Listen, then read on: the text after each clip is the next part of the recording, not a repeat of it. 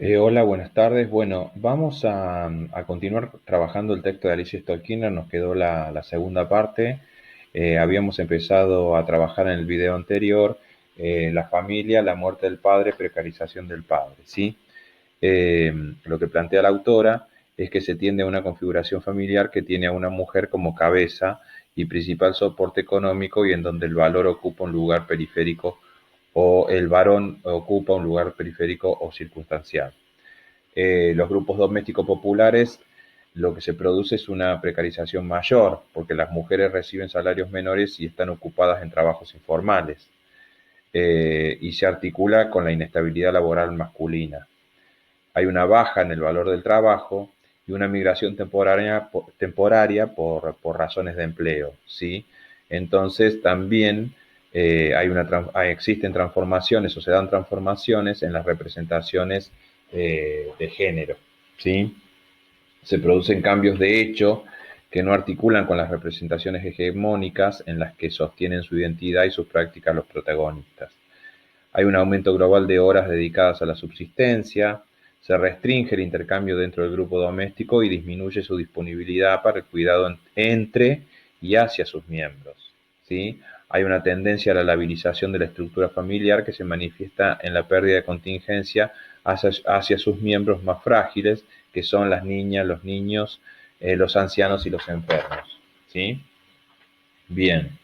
Eh, Esto lo que marca de alguna manera es una crisis de la estructura familiar, que la autora la presenta en dos facetas. Una es la disrupción que se produce en un momento de cambio, la tendencia a la transformación de la familia patriarcal hacia otra forma, con variaciones en las atribuciones de género, y otra es la desarticulación o labilización, en donde se fragmenta la forma existente, cesando en sus funciones, ¿sí? Entonces, existen reagrupamientos y nuevos vínculos. La autora toma aquí a Robert Castell, que plantea el concepto o la categoría de desafiliación. Hay dos formas de marginalidad, plantea el autor.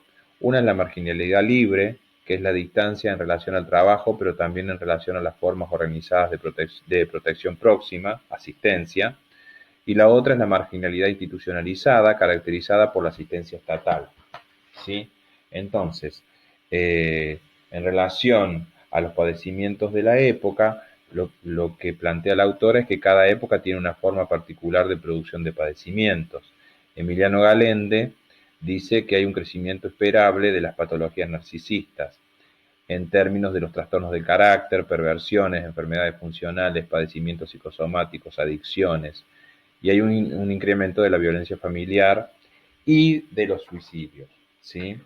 Los efectos de la crisis este, tienen que ver con transparentar situaciones, o sea, desinvilizar procesos, de desafiar a revisiones teóricas a fin de ajustar herramientas a problemáticas, pensar en nuevas categorizaciones en función de las nuevas formas de producción de padecimientos, trabajar sobre el malestar de la crisis en las instituciones, ¿sí? Este, y en relación a las prácticas de salud mental, bueno, eh, tenemos que pensar en la descentralización, en que se tiende a poner más cerca de las poblaciones los canales de decisión sobre sus recursos en salud, en que depende de la asignación y la redistribución de recursos, en donde se puede promover el desentendimiento del Estado y promover una mayor inequidad. Los entramados teóricos de las prácticas se suelen deslizar a posiciones de alto nivel de individualismo, por ejemplo, el neobiologismo. Se manifiesta en una tendencia a profundizar la investigación en el campo de las enfermedades mentales, de sus determinaciones genéticas. Se tiende a transformar ideológicamente esta determinación biológica en causalidad suprema.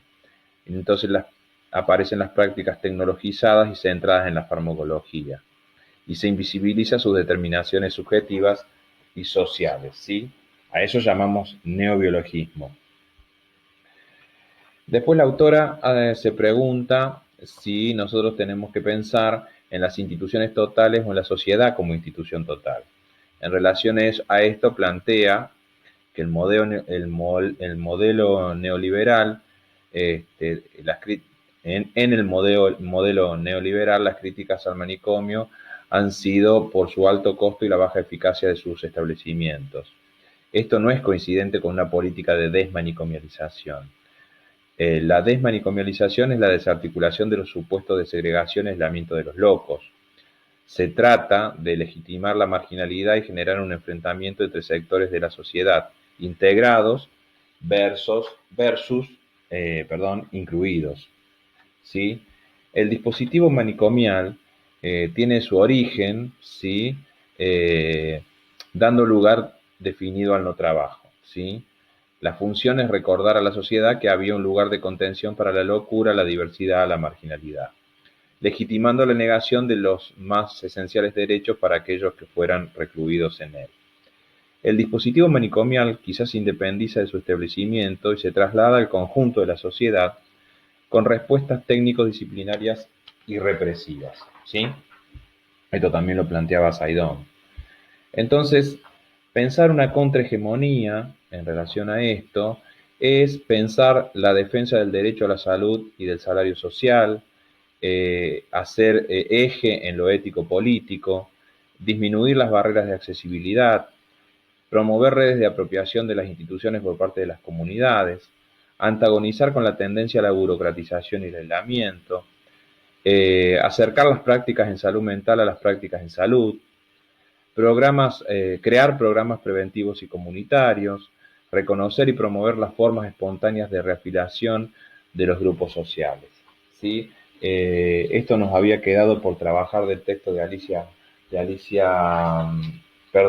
Stolkiner, ¿sí? Que se llama Tiempos posmodernos, ajuste y salud mental, y en ese sentido, esta sería la segunda parte que trabajamos, y aquí cerraríamos con este tema de la unidad 4. Esta sería la parte 2 de este video. Bueno, espero que les haya servido y que tengan todas y todos muy buenas tardes. Gracias.